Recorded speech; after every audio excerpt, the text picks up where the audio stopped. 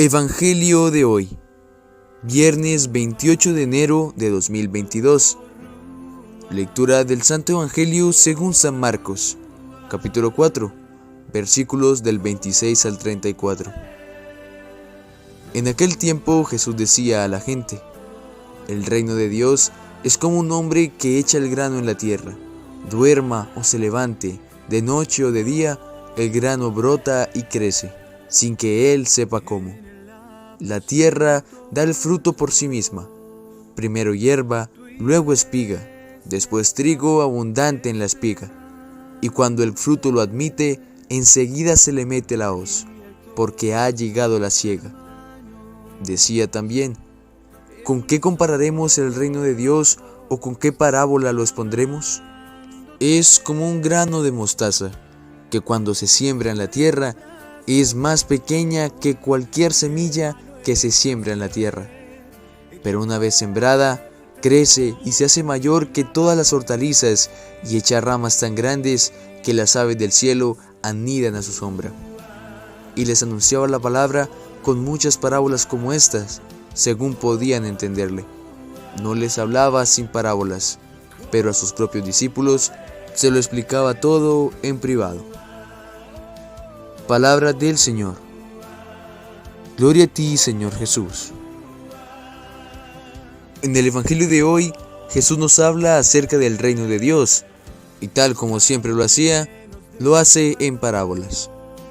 Y es que nosotros vemos el reino de Dios como un mundo muy lejos del nuestro, y aunque en parte tengamos razón, el reino de Dios comienza en un solo lugar, y es dentro de cada uno de nosotros.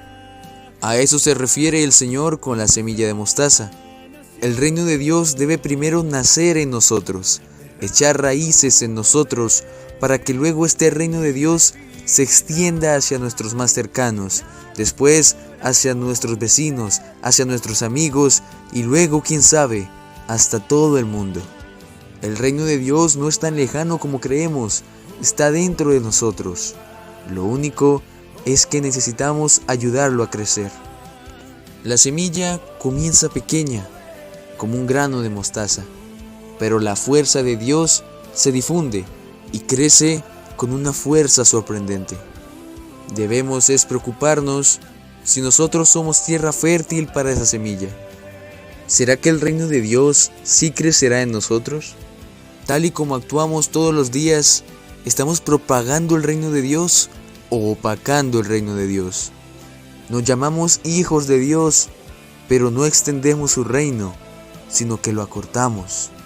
Y por eso mismo es que se vuelve difícil entrar a la tierra prometida, porque en vez de extender ese reino de Dios a los demás, compartirles el reino de Dios a los demás, los excluimos. Y la mayoría de veces nos excluimos también a nosotros mismos. Y una de las cosas que no nos deja expandir el reino de Dios es el prejuicio. Somos demasiado prejuiciosos.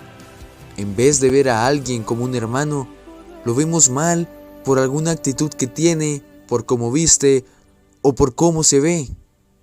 No miramos el interior, sino el exterior. Ojo, no estoy diciendo que ahora todas las vestimentas están bien. Eso es lo que nos quiere hacer creer la sociedad, que todo el mundo puede vestir como quiera, y el pudor lo dejamos de lado.